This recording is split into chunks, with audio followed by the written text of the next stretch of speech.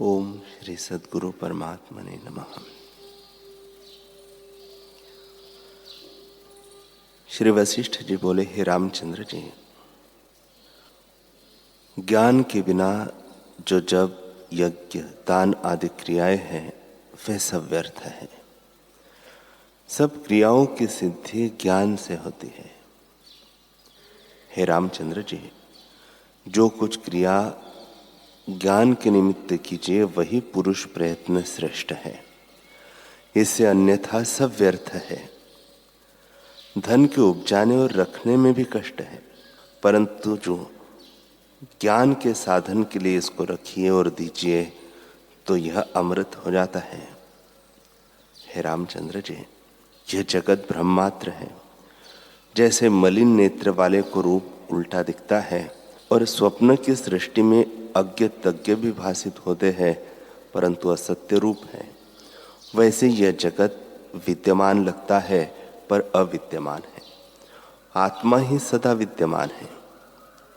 हे रामचंद्र जी, विद्यमान आत्मा को त्याग कर जो और की उपासना पूजन करते हैं वे जन्म मरण के बंधन से मुक्त नहीं होते, मूढ़ता में रहते हैं। हे रामचंद्र जी, आत्मदेव की पूजा सुनो। जो कुछ अनिश्चित आवे वह उसको अर्पण कीजिए। इसके जानने वाले में अहम प्रत्यय करना ही बड़ी पूजा है। हे रामचंद्र जी, इस आत्मदेव से भिन्न जो सूर्य, चंद्रमा आदि की भेद पूजा है वह तुच्छ है।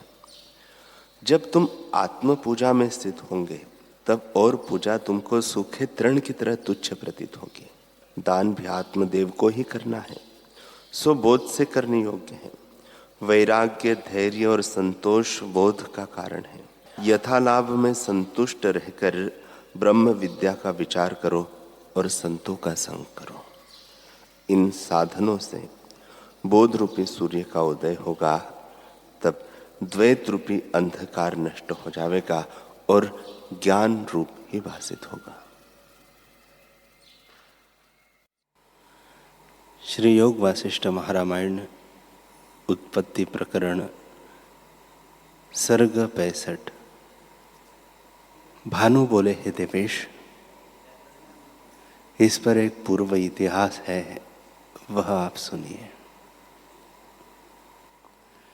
इंद्रद्रुम नामक एक राजा था और उसकी कमल नयनी अहिल्या रानी थी। उसके नगर में इंद्र नामक एक ब्राह्मण का पुत्र बहुत सुंदर और बलवान रहता था। एक समय उस रानी ने पूर्व की अहिल्या गौतम की स्त्री और इंद्र की कथा सुनी। तब एक सहेली ने कहा, हे रानी, जैसे पूर्व अहिल्या थी तैसे ही तुम भी हो, और जैसा वह इंद्र सुंदर था तैसे ही तुम्हारे नगर में भी एक इंद्र ब्राह्मण है। हे भगवान, जब इस प्रकार रानी ने सुना तब उस इंद्र में रानी का अनुराग हुआ, परंतु वह रानी को न मिले और रानी का शरीर इसी कारण दिन पर दिन सूखता जावे। निदान राजा ने सुना कि उसको गर्मी का कुछ रोग है।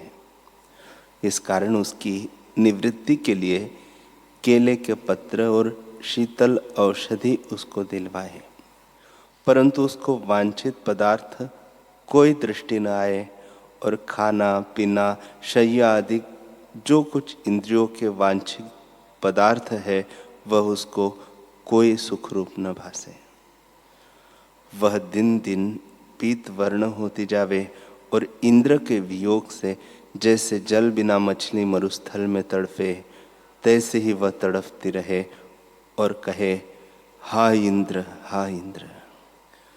निदान जब उसने लोकलाज त्याग दी और इंद्र में उसका बहुत स्नेह बढ़ गया, तब विचार कर एक सखी ने कहा कि हे रानी, मैं ब्राह्मण को ले आती हूँ। यह सुन रानी सावधान हुई और जैसे चंद्रमा को देख के कमलिनी खिलाती है, तैसे ही वह खिलाई। वह सखी रानी से कह के ब्राह्मण के घर गई और इंद्र को प्रबोध करके रात्रि के समय अहिल्या के पास ले आई। जब वह गोप्य स्थान में इकट्ठे हुए तो परस्पर लीला करने लगे और दोनों का चित्त परस्पर स्नेह से बंध गया और बहुत प्रसन्न हुए। जैसे चकवी चकवे और रति और कामदेव का स्नेह होता है, तैसे ही उनका स्नेह हुआ और एक दूसरे के बिना एक क्षण भी न रह सके। निदान सब क्रिया उनकी निवृत्त हो गई और लज्जा भी दूर हो गई। जैसे चंद्रमा को देख के चंद्रमुखी कमल प्रसन्न हो, तैसे ही एक दूसरे को देख के वे प्रसन्न होवे। हे भगवान, उस रानी का भर्ता भी बड़ा पुण्यवान था, परंतु रानी ने भर्ता का त्याग किया और इंद्र से उसने स्नेह किया। जब राजा ने उसका संपूर्ण वृत्तांत सुना तो उनको दंड देने लगा, परंतु उनको खेद कुछ न हो, और जब कीचड़ में डाले तब कमल किनाई ऊपर ही रहे, कुछ कष्ट न हो। फिर जब बर्फ में उनको डाला तो भी खेदवान न हुए। तब राजा ने कहा, हे दुर्मतियो, तुमको दुख क्यों नहीं होता? उन्होंने कहा, हमको दुख कैसे हो, हम तो अपने आप को भी नहीं जानते।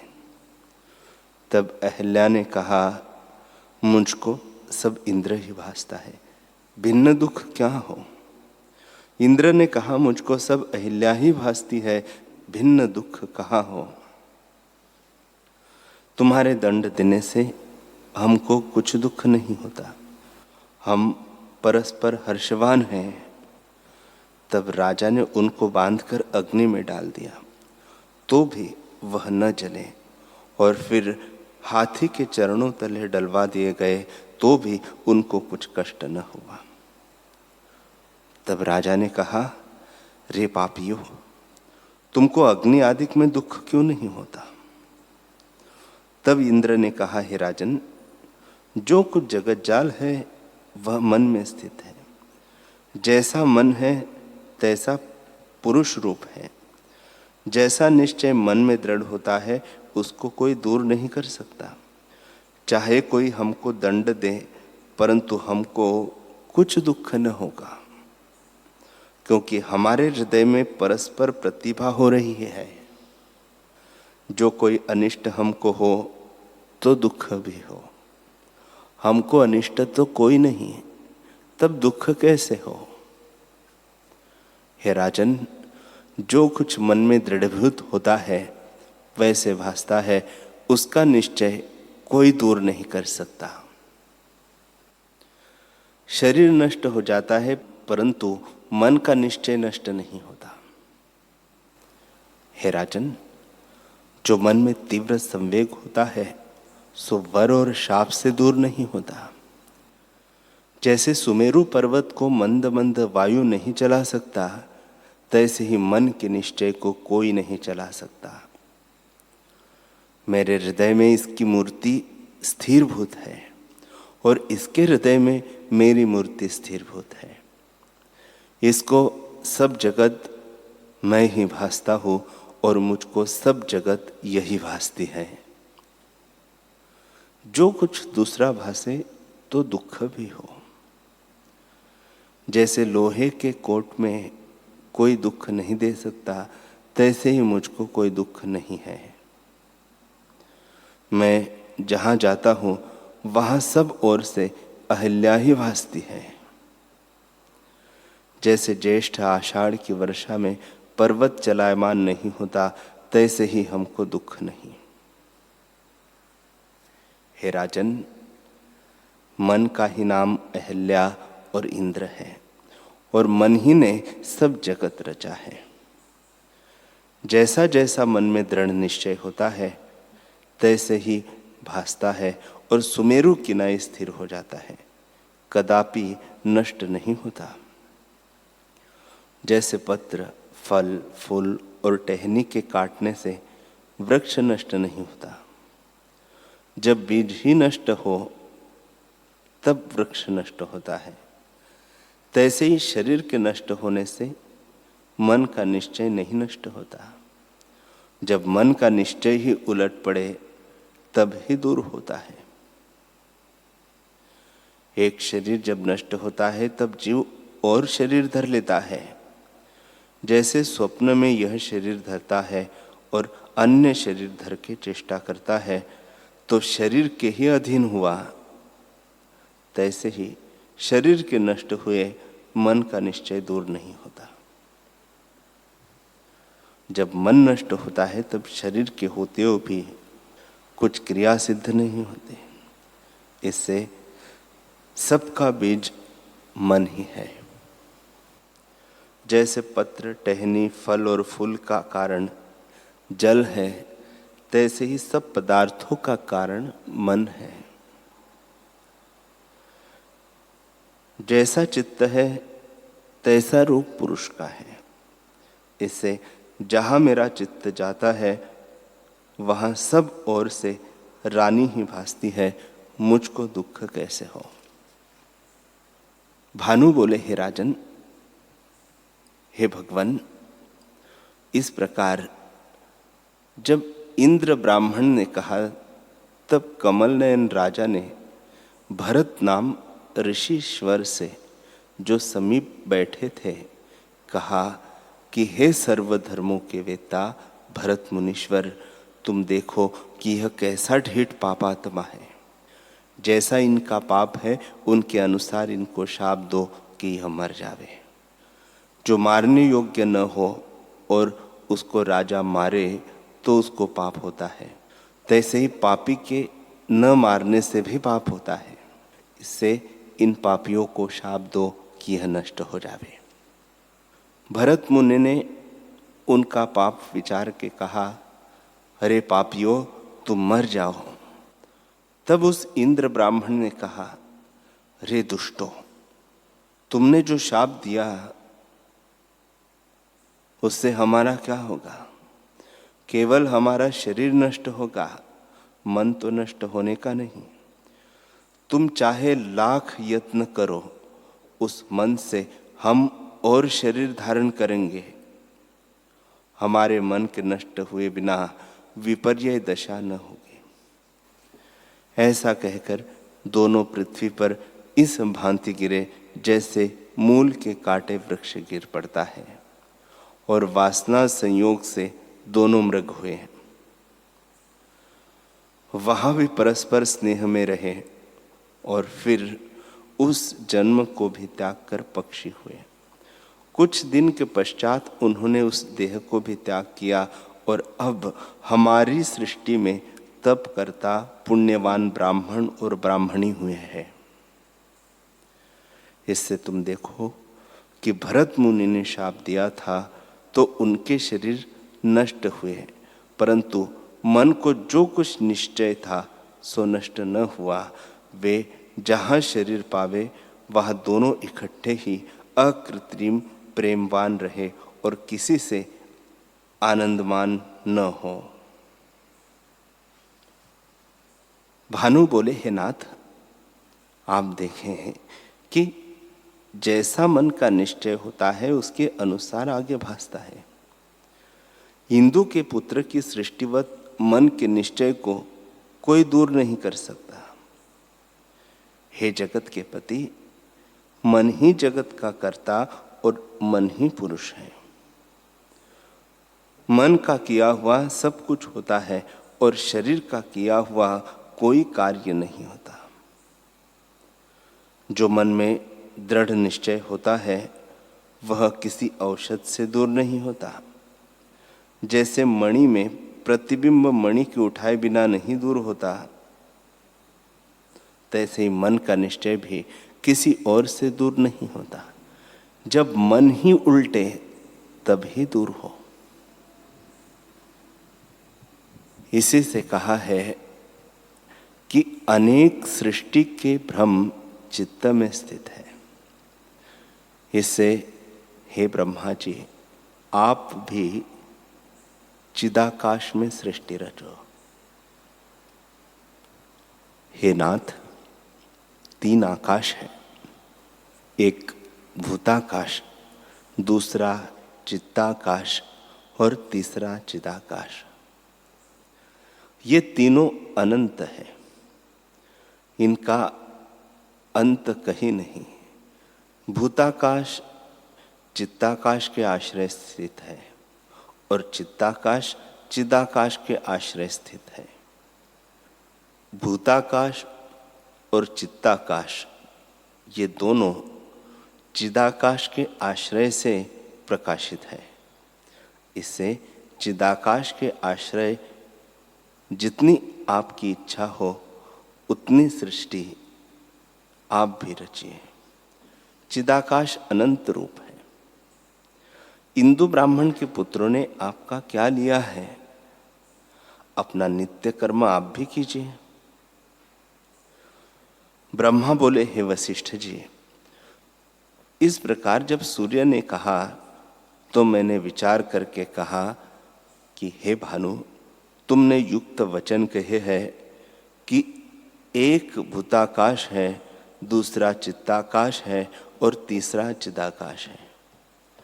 वे तीनों अनंत हैं, परंतु भूताकाश और चित्ताकाश दोनों चिदाकाश के आश्रय फुरते हैं।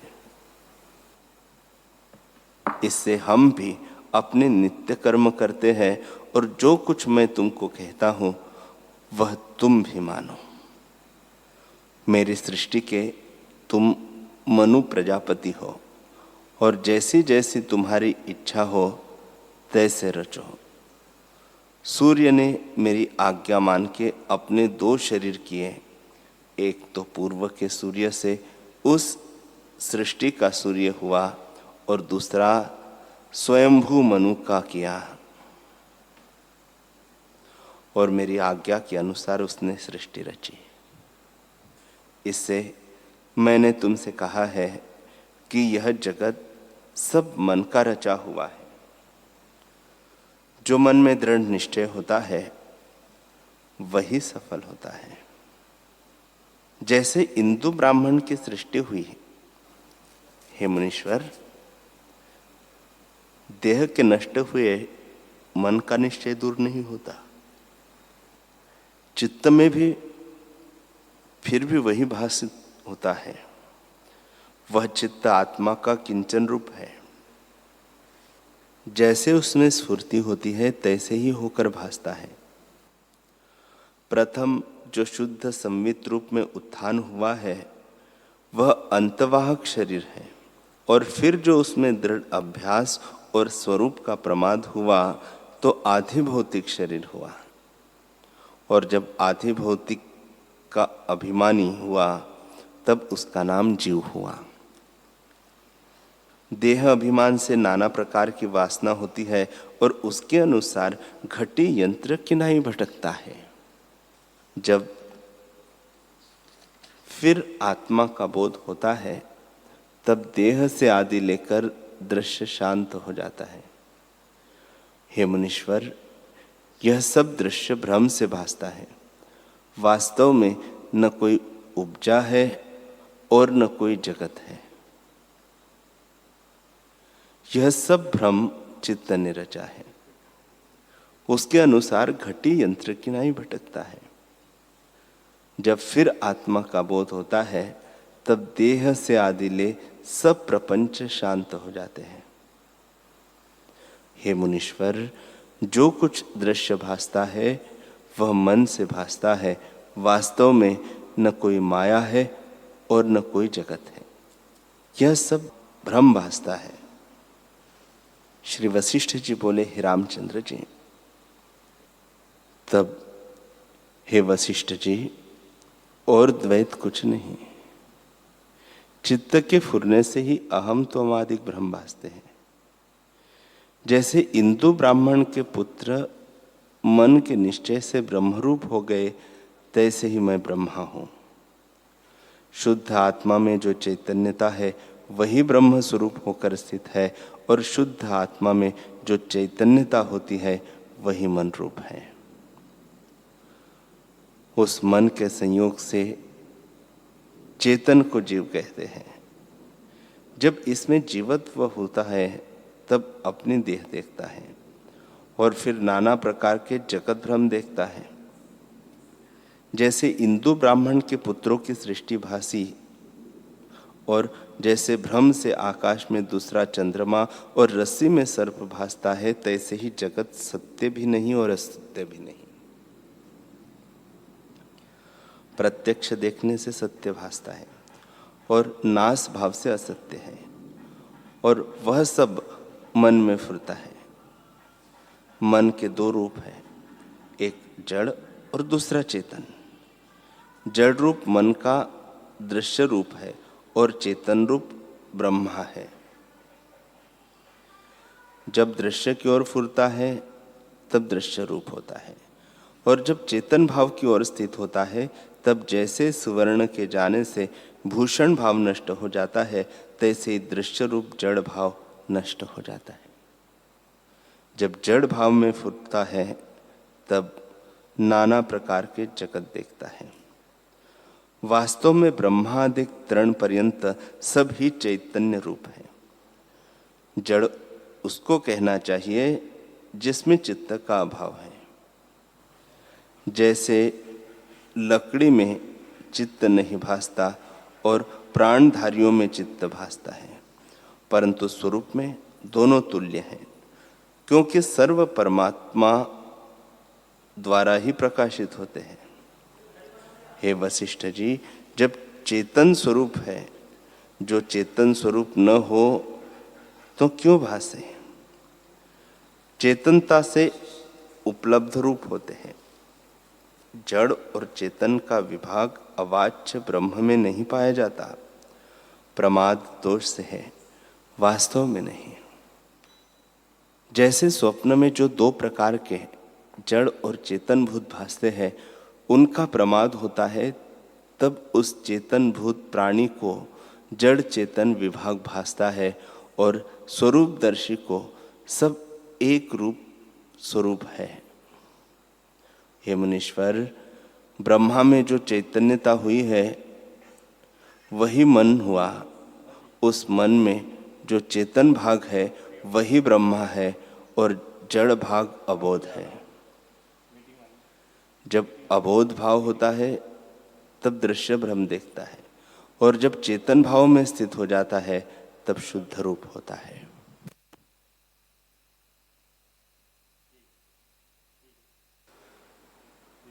हरि ओम।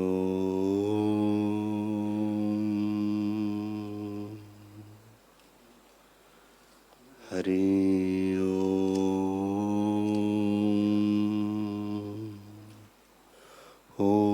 सहना भवतु सहनौ भुनक्तु सह वीर्यं करवावहै तेजस्विनावधीतमस्तु मा विद्विषावहै।